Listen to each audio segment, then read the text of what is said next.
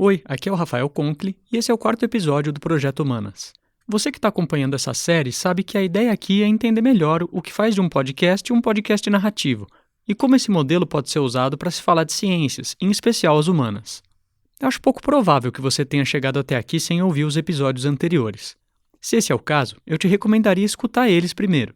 É que algumas coisas ditas lá são importantes para o assunto desse episódio aqui. Mas se você quiser começar por aqui mesmo, tudo bem. A gente já viu como alguns podcasts narrativos que falam de ciência, como o Radiolab e o 37 Graus, usam aquela estrutura de arco e atos para contar uma história e desenvolver um problema. A gente também falou de como os elementos sonoros se complementam e como a voz de quem narra e de quem é chamado a participar traz mais do que informação científica, traz também sujeitos. Mas agora eu quero explorar um caso mais a fundo. É um trabalho lançado em 2022, feito no Brasil pela Rádio Novelo. Fruto de mais de 2 anos e 7 meses de trabalho e de uma equipe com mais de 40 pessoas, o Projeto Quirino é um trabalho difícil de classificar. Com o propósito de revisitar a história do Brasil a partir de um olhar afrocentrado, o podcast é, na verdade, um dos pilares do projeto, que também traz reportagens, ensaios fotográficos e agora, em 2023, tem também um livro em produção. Em cada um dos seus 8 episódios, o podcast aborda um eixo temático para mostrar a contribuição das pessoas negras para a construção do Brasil. Não é uma história cronológica do Brasil desde a escravidão até hoje, contada daquele jeito tradicional, sabe? Tipo... Quando chegava a professora com aquele carrinho com uma TV de tubo no meio da sala e a luz já estava na penumbra, começava a tocar aquele documentário que era só uma voz, passando um monte de imagens, você já sabia que você não ia prestar atenção e ia dormir. Esse é o Thiago Rogério, idealizador, produtor, roteirista e narrador do Quirino. Eu resolvi conversar com ele e mais pessoas da equipe para entender como o podcast do projeto foi pensado e realizado, como eles decidiram contar essas histórias. Produções assim ainda são raras no Brasil, podcasts narrativos em que as ciências humanas têm um papel central. Nesse caso aqui, a história é a disciplina principal, e especialistas de diferentes áreas de estudo da história vão surgindo ao longo da série. Então, nesse episódio, eu vou explorar com a equipe do Quirino como esse projeto se fez, como acadêmicos e jornalistas colaboraram para ele acontecer, e como um material imenso de pesquisa ganhou a forma de um podcast. Bem-vindas e bem-vindos ao Projeto Humanas.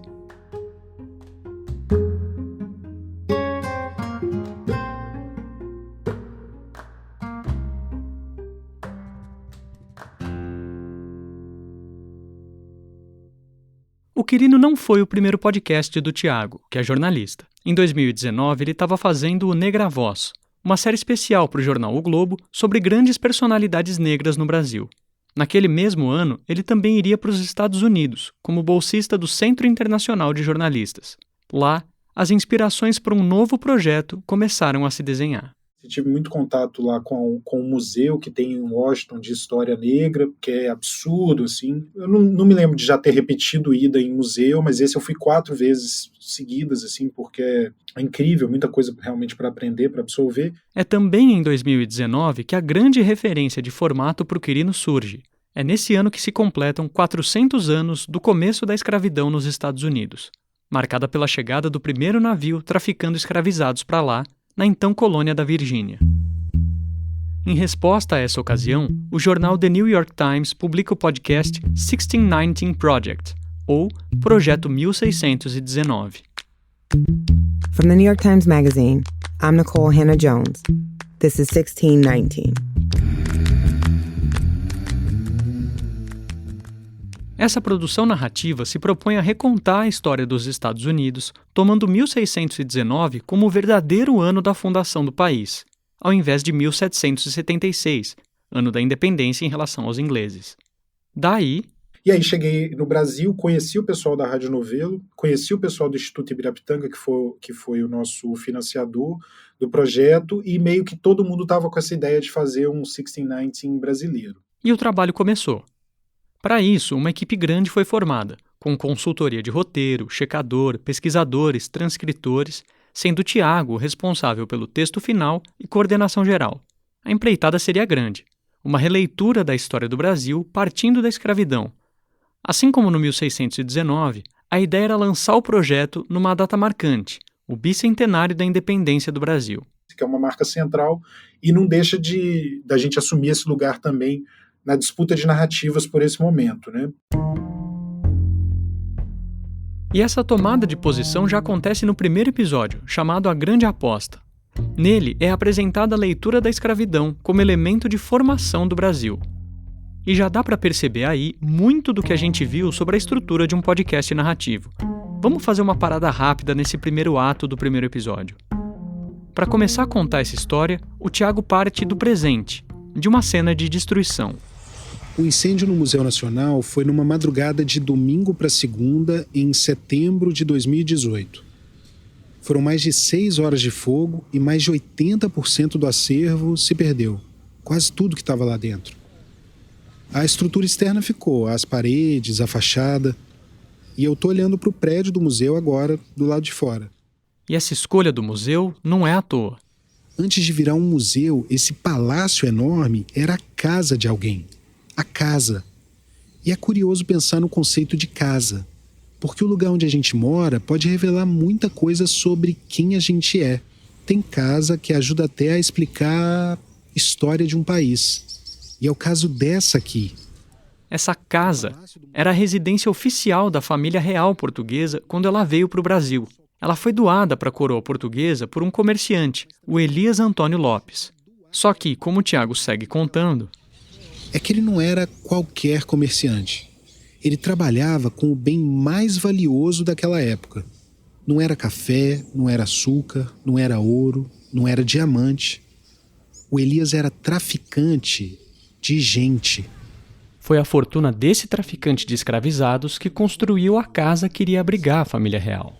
E o simbolismo desse gesto de transformar em residência oficial uma casa construída com o dinheiro do tráfico negreiro, dessa relação extremamente próxima entre um traficante de escravos e a família real, o simbolismo disso ajuda a explicar não só por que a escravidão durou tanto tempo no Brasil, mas a própria independência do Brasil.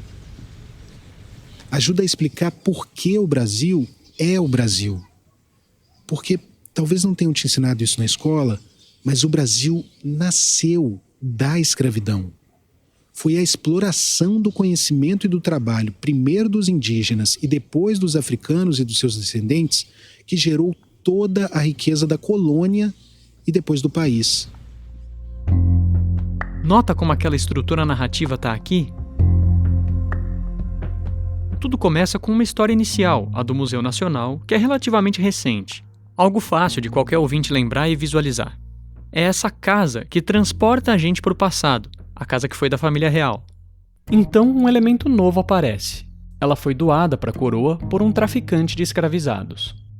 Esse elemento simbólico trouxe o tema do episódio para o ar e abriu caminho para a tese geral se apresentar, da escravidão como elemento de formação do Brasil. É isso que o episódio vai desenvolver. Oralmente, o texto é construído com frases curtas, palavras simples, algumas repetições para dar ênfase e uma leitura muito próxima do modo de falar. Isso aparece inclusive no modo como o texto foi distribuído no papel. Pega a transcrição de qualquer episódio no site do Projeto Quirino para você ver. Ou, se você estiver lendo o roteiro desse podcast aqui, esses trechos do começo do episódio estão formatados igual no original. É uma organização que parece de uma prosa poética. Uma mesma frase é quebrada em mais de uma linha. Tem muitas linhas vazias entre frases. E tudo que está na voz do Tiago raramente ocupa 3 linhas inteiras. É um recurso inteligente. Afinal, ao contrário de outros exemplos que a gente viu, a voz do Tiago passa muito tempo no ar, continuamente. Então esses respiros e quebras ajudam a construir um ritmo, uma cadência daquilo que foi escrito para ser falado. Essa é a toada de todos os episódios. Aliás, vamos voltar para o projeto como um todo. Partindo desse tema da independência, a equipe decidiu abordar em cada episódio um eixo temático específico. O segundo fala de economia, o terceiro de saúde e o quarto de educação. O episódio 5 fala de trabalho, o 6 de religião e o 7 de saúde. Já o 8º discute a contribuição negra para a construção da democracia no Brasil. A historiadora Inaê Lopes dos Santos, da Universidade Federal Fluminense, teve papel fundamental na definição desses eixos de pesquisa. Ela era também parte da complexa linha de montagem de cada episódio. O Thiago escrevia a primeira versão de cada roteiro e passava pelas consultoras de roteiro. O texto voltava para ele, que fazia a redação final e mandava para o checador, que conferia cada informação do texto e verificava as fontes. Daí o texto ainda passava pela Inaê, que fazia uma avaliação final dele e do uso dos conceitos. Com tudo aprovado, o Thiago ia gravar.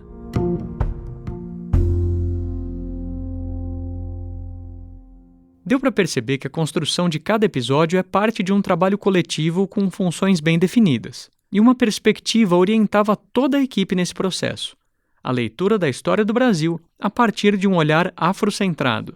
A gente definiu o que é esse olhar afrocentrado, né? A gente tinha umas questões transversais que atravessavam essa pesquisa, né? Buscar produção intelectual negra sobre o tema, buscar saber de que forma as pessoas negras participaram daquele momento, o que cada um daqueles momentos ou cada um daqueles temas refletia sobre as pessoas negras, e buscar saber de que forma as pessoas brancas estavam se beneficiando com tudo aquilo que estava acontecendo. Era esse olhar que guiava o caminho a ser seguido pelos pesquisadores do projeto em cada um dos eixos temáticos. E a partir disso, a gente levantava conteúdos que julgávamos importantes de serem discutidos pela equipe, para a gente pensar o lugar disso depois no projeto. Esse é o Rafael Domingos de Oliveira, um dos pesquisadores do Quirino. O Rafael é historiador de formação. Hoje ele está fazendo um doutorado em História Social, mas a carreira dele não foi só na academia. Ele já trabalhou como professor da rede pública e coordenou o núcleo de educação do Museu Afro Brasil. Mesmo já tendo lidado com espaços diversos de difusão do conhecimento, o Quirino foi o primeiro podcast onde ele trabalhou. E o processo da pesquisa foi se transformando ao longo dos 10 meses que ele e a equipe tiveram para levantar o material que serviria de base para a redação dos roteiros. Cada mês eu escrevia um artigo. Eu levantava o conteúdo daquele eixo temático, documentos históricos ou bibliografia já de segunda mão e tal, e aí eu ia articulando isso numa reflexão, né? Eu criava uma linha que eu apresentava isso num formato de artigo que tinha um início, meio e fim mesmo, né? Uma reflexão sobre aquela temática, apresentando esses conteúdos brutos de uma forma mais analítica. Esse era um formato com o qual ele já estava mais habituado a trabalhar, e deu certo para alguns eixos temáticos, mas aos poucos isso foi mudando. O formato do artigo ficou de lado e ele passou a fazer uma junção, uma compilação de materiais.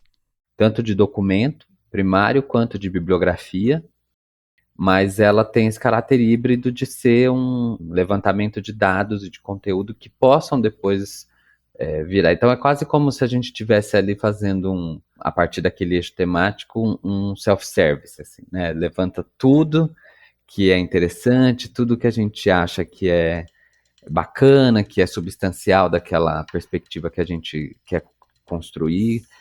Mas como em todo self-service, é preciso fazer escolhas.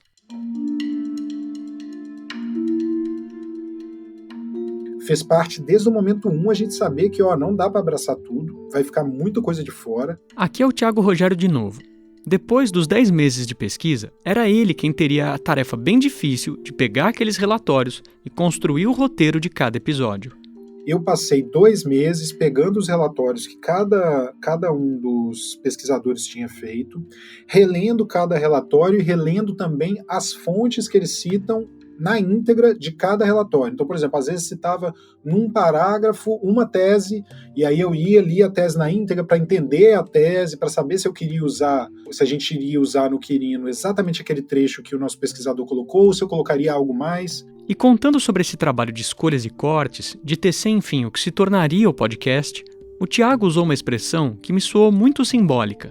Cada relatório era produzido por um pesquisador, na voz desse pesquisador, né? Então era importante unificar essa voz, porque esses relatórios de pesquisa que foram unificados, eles acabaram se tornando uma espécie de, entre muitas aspas, bíblia do projeto Quirino. Unificar a voz.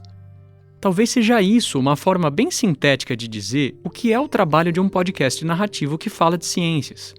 Não se trata de eliminar as diferenças ou reduzir as diferentes vozes ao que uma pessoa só quer dizer. O que o Thiago me parece querer dizer com isso, e que a gente ouve no podcast mesmo, é que ele colocou essas vozes juntas para contar algo, escolhendo onde cada uma iria entrar. como um compositor numa orquestra, que articula instrumentos em torno de um texto, uma partitura comum. Em cada episódio, o narrador é o Tiago, mas a voz dele se construiu a partir do trabalho de pesquisa e roteiros das pessoas do projeto. E ele recorre a todo instante nos episódios a fontes para falarem ali com ele, ou darem suporte ao que ele quer contar. Ouve só. Isso é uma coisa muito importante, porque a última geração de escravos no Brasil é uma geração basicamente de escravos ilegais. Aquelas pessoas, juridicamente, elas eram livres. Então a escravidão por si já é um horror, é uma barbárie, é uma aberração. Imagine uma escravidão que juridicamente é ilegal pelas leis do país escravizador. Aqui de novo o Tiago Campos Pessoa. Isso é uma coisa que eu acho que já ficou claro, mas não custa nada repetir. Cada pessoa africana que foi trazida de algum país ao norte do Equador desde 1818 e todas as que foram trazidas desde 31, cada uma dessas quase 800 mil pessoas, mais os seus descendentes, um número que infelizmente a gente não consegue saber qual é, cada uma dessas pessoas foi escravizada ilegalmente. Era contra a lei. Um crime segundo as leis do Brasil. O historiador Luiz Felipe de Alencastro, que é um grande estudioso da nossa história e da escravidão, ele chama o que aconteceu nesse momento de o pecado original da sociedade e da ordem jurídica brasileira. Pecado original é o título desse segundo episódio. Essa expressão do Luiz Felipe de Alencastro serve como pano de fundo para o episódio todo, que é do eixo temático de economia. Nele é apresentada a ideia de que a escravidão é o fundamento da economia brasileira, aquilo que viabilizou o Brasil como país independente. Só que, além disso, o episódio traz o fato de que a escravidão já era ilegal no Brasil, como o Tiago Campos Pessoa, ouvido ali pelo Tiago Rogério, comentou. Percebe quantas vozes estão reunidas nesse pequeno trecho? Em cada episódio, o Quirino fala de processos mais gerais, do papel das leis, da política, da organização econômica e social do país. Mas não é só falando de estruturas que o podcast conta a história da contribuição negra para a construção do Brasil. O Quirino também faz uma outra escolha, que é a de contar a história recuperando como agiam as pessoas daquela época. Porque é isso, porque a gente pensava muito que não adianta você querer contar tudo, porque aí você não conecta com ninguém. Se você ficar muito nos momentos macros, só sobrevoando lá de cima, você não cria conexão com o ouvinte. As pessoas se interessam por histórias de pessoas, né? A gente se conecta quando a gente ouve uma história, inclusive de uma pessoa que você acha odiável, mas a gente se conecta com essas histórias. Essa escolha por buscar histórias pessoais, de casos particulares, não é só movida para gerar empatia com o ouvinte. Ela tem a ver também com uma forma de ler, interpretar e construir história. Essa tradição que presta atenção na agência das pessoas interessa muito ao Rafael e à Inaê Lopes dos Santos, a coordenadora de pesquisa do projeto. O Rafael conta um pouco sobre isso. A gente não exorciza a subjetividade da história, né? Muito pelo contrário. Para nós, os grandes processos históricos, eles se encarnam em pessoas. Então, é uma história humana o tempo inteiro. Por exemplo, uma grande referência para mim, historiográfica, é o Marcus Rediker, que é um historiador estadunidense que escreveu um livro chamado Navio Negreiro, uma história humana, em que ele justamente propõe uma história do tráfico atlântico de africanos escravizados a partir da perspectiva presente em variados documentos históricos dos africanos que foram escravizados. Então, a busca por recontar essa história e analisar essa história a partir da experiência de africanos, e não do ponto de vista do mercado negreiro, por exemplo. E isso envolve ir além da documentação já conhecida sobre esse evento, como livros de matrícula, gráficos, números, enfim, tudo que mostre qual era o tamanho de um negócio como o tráfico atlântico. É preciso olhar para outras coisas. O historiador que se utiliza apenas desse tipo de documentação corre o risco de reproduzir a perspectiva dos mercadores, justamente, que utilizavam essa perspectiva para organizar o negócio. O historiador, nessa reflexão do Rediker, ele tem que ir além disso, ele tem que buscar o que há de humano nessa história. Onde está a experiência humana nessa história? E daí se fazer isso nomeando as pessoas, evidenciando as suas trajetórias, as suas perspectivas nesse processo histórico. E esse modo de olhar para a história está presente em como Quirino se construiu e orientou a busca por personagens que encarnaram os processos históricos que são contados em cada episódio. E a formulação de perguntas que guiassem essa busca foi também fundamental nesse processo. Então, uma pergunta era essa, assim, quando a gente fala que a desigualdade social no Brasil, ela tem um fundamento histórico na escravidão, na forma como aconteceu a abolição, no racismo, como que é possível verificar isso factualmente, né? Então, existe, de fato, um processo histórico que é possível de ser identificado? Essa é uma pergunta que orienta a pesquisa do segundo episódio, de que a gente estava falando agora há pouco. Como Rafael Domingos lembra, a escravidão era uma coisa muito difusa, ela estava por todos os lugares da sociedade brasileira. Então fica difícil criar uma linha de eventos organizadinha, com causas e consequências que provem, como numa conta matemática, que a concentração de riqueza hoje é causada pela escravidão, como queríamos demonstrar. Mas é possível encontrar histórias que encarnem isso, que reflitam como a riqueza de famílias poderosas se sustentava com base na vida de escravizados, e como essas famílias se beneficiaram disso, inclusive quando estavam ferindo a lei. E no processo de pesquisa, um caso deixava isso muito claro. Nós apresentamos não só a história da família Breves no relatório, nós apresentamos uns 10, 15 famílias que estão aí, sabe? Só que dentro dessas famílias, os Breves eram os maiores, sem sombra de dúvida. Esse é o Gilberto Porcidônio, que é antropólogo e jornalista. Ele é outro dos pesquisadores do Quirino e também foi o checador do projeto. Isso a gente conseguiu indo atrás de delações premiadas. Os primeiros traficantes que iam sendo presos e iam falando de quem eram os navios, de quem eram os escravizados, de quem eram os portos. E a gente foi vendo, foi catando, não sei o que, e vendo dentro disso tudo quem eram os maiores. Então, para produzir essa história sobre uma família, a gente falou de umas 8, de umas 10, de umas 15, que estavam todas fazendo parte daquele mesmo ecossistema, vamos dizer assim. Eu não vou te contar a história da família Breves, mas só para a gente entender melhor essa escolha. Os irmãos Joaquim e José Breves foram proprietários de dezenas de fazendas numa região do Sudeste que foi a maior produtora de café do mundo. O Joaquim mesmo era conhecido como Rei do Café, uma daquelas figuras típicas de novela, como o Projeto Quirino lembra. Mas os dois eram também conhecidos como alguns dos maiores proprietários de escravizados no Brasil. Um dos pesquisadores conta que só eles eram senhores de quase 5.000 indivíduos. E eles não eram só proprietários, eles também fizeram muito dinheiro com o tráfico de escravizados no momento que o café virou a principal aposta econômica do Brasil. Então essa história dos Breves ilustra essa acumulação de riqueza e poder através da escravidão. Ela é contada em paralelo à transformação institucional da escravidão no Brasil, que mesmo depois de legal, continua vigorando e beneficiando as elites brancas. O arco desse segundo episódio se fecha então quando o Tiago lembra que um dos historiadores consultados para esse episódio é o Aloísio Clemente Maria Infante de Jesus Breves Beyler, membro da 5ª geração dos Breves e estudioso da história da própria família. É ele mesmo quem reflete no final do episódio sobre o que é carregar esse nome, sobre as dificuldades do Brasil em contar sua história e sobre a permanência, até hoje, desse poder senhorial que sobrenomes carregam no Brasil.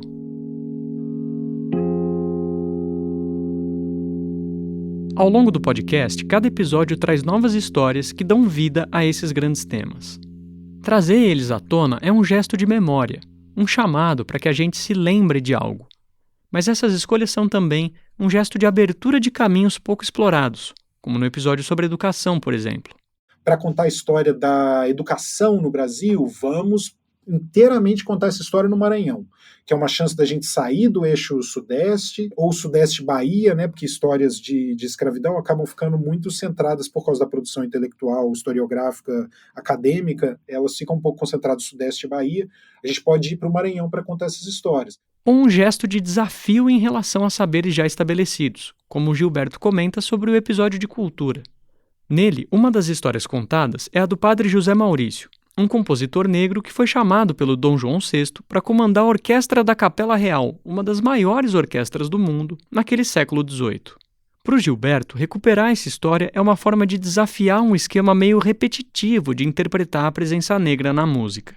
Uma fórmula, né, que durou aí uns bons anos, uns bons séculos, né, umas boas décadas, de falar que o preto ele é a musicalidade negra, que a cultura negra é ligada à música, ao corpo, à ginga, e sempre cristalizando a ideia da pessoa negra como aquela pessoa que ela é dissociável ao seu corpo, num sentido bem ocidental, né?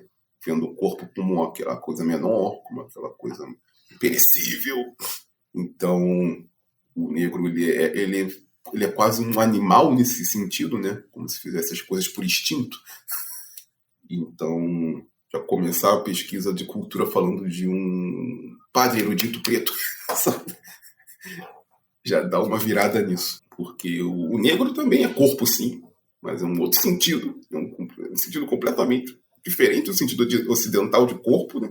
Mas é um sentido de corpo que é indissociável do sentido de alma também. Porque não tem essa divisão, né? Agora, tem uma coisa surpreendente sobre essa reconstrução da história, feita a partir de tantas histórias. Uma coisa que o Tiago já comentou em algumas entrevistas sobre o Projeto Quirino e que, se ele não tivesse avisado, eu não teria me dado conta. Não há fatos novos ou descobertas no Projeto Quirino. Se você, como eu, não é historiador, talvez isso não seja algo óbvio. Tudo o que está sendo apresentado ali faz parte de saberes já disponíveis de algum modo. Na construção da sua própria voz, o podcast apresenta para o público muito do que historiadores e cientistas sociais brasileiros vêm desenvolvendo. É a partir de um trabalho sobre essas fontes, motivado pela ideia de contar histórias esquecidas ou marginalizadas, que o projeto se faz. Nesse sentido, o Quirino é um trabalho de divulgação científica, ou seja, ele não é só uma tradução ou adaptação do que acadêmicos fizeram. É uma produção que usa trabalhos feitos pela academia para construir uma outra coisa. Eu até perguntei para o Tiago como que ele classificaria o projeto. Se é um ensaio, um trabalho de divulgação. Eu vejo, acima de tudo, como um projeto jornalístico, com rigor jornalístico e historiográfico. E essa é outra forma de entender o projeto que me parece útil de a gente pensar. Porque é na colaboração entre acadêmicos e jornalistas que surge o Quirino. O podcast não é um artigo científico, nem se propõe a isso, mas faz da produção acadêmica sua fonte. Ao mesmo tempo, o podcast incorpora a agilidade de texto e técnicas narrativas mais próximas do fazer jornalístico, e como o bom trabalho científico ou jornalístico demandam, ampara em fontes tudo aquilo que diz. Então, de fato, o Quirino, acho que não, nesse sentido, não traz nenhuma grande descoberta, mas eu penso ao mesmo tempo que uma grande contribuição que o projeto dá é justamente em revelar, por meio dessas trajetórias, dessas personalidades, desses personagens que compõem, como a história, de fato, ela se encarna na experiência humana, como ela é vivenciada na experiência humana. Aqui é o Rafael Domingos de novo. O que, nesse sentido, faz, a meu ver, o Quirino ser um projeto muito importante de divulgação do conhecimento histórico e, mais do que isso, como uma plataforma de construção de consciência histórica, né? Que aí já é uma outra coisa. Uma coisa é só um material que divulga o conhecimento histórico e que, portanto, apresenta, por meio de diferentes linguagens, os resultados de uma pesquisa. Mas mais do que isso, um projeto de história pública, efetivamente. Isso já é uma outra coisa, que ele permite a quem acessa esse conteúdo conhecer não só o passado, mas como esse passado articula e se realiza constantemente no presente. E aí isso, de fato, produz um outro tipo de vivência para quem se dedica a ouvir o podcast, a ler o material, que é se ver a si próprio como um sujeito participante dessa história. O próprio Manuel Quirino, que dá título ao trabalho, representa tudo isso. Não foi o projeto que descobriu a existência dele, mas esse pensador negro, um dos primeiros intelectuais a considerar a importância do africano e do afro-brasileiro para a história do país, talvez seja hoje mais conhecido do que nunca por causa do projeto. Como eu comentei bem de passagem no começo desse episódio, o Projeto Quirino não é só um podcast. Ele também é formado por uma série de 9 publicações na revista Piauí, incluindo ensaios fotográficos e reportagens. E novos materiais estão em desenvolvimento. Mas por que a escolha de fazer de uma das frentes de trabalho um podcast?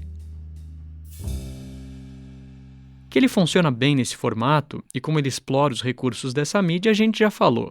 Mas eu quis ouvir do Thiago o que levou ele a optar por esse formato. Foi por muitas coisas, assim, algumas que nem são tão conceituais, assim, como o fato de que simplesmente eu gosto de trabalhar com podcast, né? A Rádio Novelo é uma produtora especializada nisso. Além disso, para o Thiago, o podcast é uma mídia acessível. Não é preciso assinar nenhum serviço ou produto para ter acesso a ele. Além de estar disponível de graça nos principais tocadores de podcast, ele pode ser ouvido no site do projeto. Sendo uma produção em áudio, ele também consome bem menos dados de internet do que um vídeo. Mesmo assim, como o Thiago lembra, isso não faz do produto uma coisa necessariamente popular. Afinal, o acesso à internet e a dispositivos que permitam às pessoas ouvir um podcast ainda é bastante desigual. Mas o fato do podcast ser uma mídia oral também tem tudo a ver com essa escolha. Tem uma certa beleza em contar essa história do Brasil sob um olhar afrocentrado por meio da oralidade, porque a oralidade dentro dessas histórias afrocentradas, ela é muito importante tanto pelo ponto de vista dos griots, né, que são essas figuras que existem em algumas sociedades africanas, que são os responsáveis pela manutenção das histórias, né, pela valorização, por passar adiante as histórias dos seus povos, quanto também foi responsável essa oralidade pela desvalorização dessa história, né? Houve um momento, quando uma discussão ali nos anos 60, né, do século passado, em que se dizia que a África era um continente sem história, porque não havia, em alguns lugares, produção historiográfica escrita, assim. Sendo que, por exemplo, a escrita surgiu no continente africano e tudo mais, enfim. Mas algumas sociedades tinham a tradição mais da oralidade mesmo, de contar essa história por meio da oralidade. Então, acho que é bonito também por esse lado, assim, tanto de valorizar algo que é muito nosso, enquanto afro-brasileiros, enquanto descendentes de africanos, mas também de estabelecer uma marcação, assim, né? Falar assim, ó, a oralidade importa demais, é muito importante, queremos fazer parte disso, obviamente trazendo a historiografia, a escrita também, né, que a gente traz. Essa é uma particularidade que nem todo podcast tem, o fato de que o próprio objeto de que o programa fala tem a ver com o meio do áudio. Mas isso traz uma pergunta que todo mundo que pretenda realizar um podcast pode se fazer. O que se pode aproveitar da mídia áudio e como ela ajuda a contar aquilo que se quer? De qualquer modo, como eu tentei contar até aqui, um podcast pode dar voz a pesquisadores de formas novas. É um formato que permite outros modos de aproximar o público do que pesquisas têm a dizer e de quem os pesquisadores são. E como Gilberto lembra, pode surgir aí, nessa escuta, uma relação que é rara. Que as pessoas se sentem muito íntimas, muito parceiras, principalmente, da pesquisa, da voz, da forma que é contada, de tudo isso. Então, quando teve a primeira audição do Querino, né, que o Thiago levou várias pessoas para escutarem ao mesmo tempo o mesmo tipo de conteúdo, numa sala, todo mundo de fone, e todo mundo em silêncio, todo mundo se emocionando na hora que estava chegando algum conteúdo mais pesado, mais denso, todo mundo rindo quando era uma parte mais solta, uma parte mais jocosa, assim. Então todo mundo tendo as mesmas reações, as mesmas emoções meio que juntos, sabe? Isso me reforçou ainda mais essa ideia, assim, de intimidade, que a palavra que o podcast, que esse trabalho tem com as pessoas. Esse foi o penúltimo episódio do Projeto Humanas. Eu ainda tenho uma ou outra coisa a dizer, então a gente ainda vai ter mais um episódio. Parte desse trabalho é entender melhor o que são podcasts narrativos e como eles podem falar de ou com ciências humanas. E quem sabe com isso, ajudar quem tem interesse em fazer novas produções nesse formato. Mas eu queria falar também de outros modelos de podcast, que podem ser interessantes para se falar de ciência. E de outras possibilidades de usar podcast como um recurso didático, que não seja fazer eles. É disso que a gente fala no próximo episódio. Obrigado a você que veio até aqui e até mais ouvir.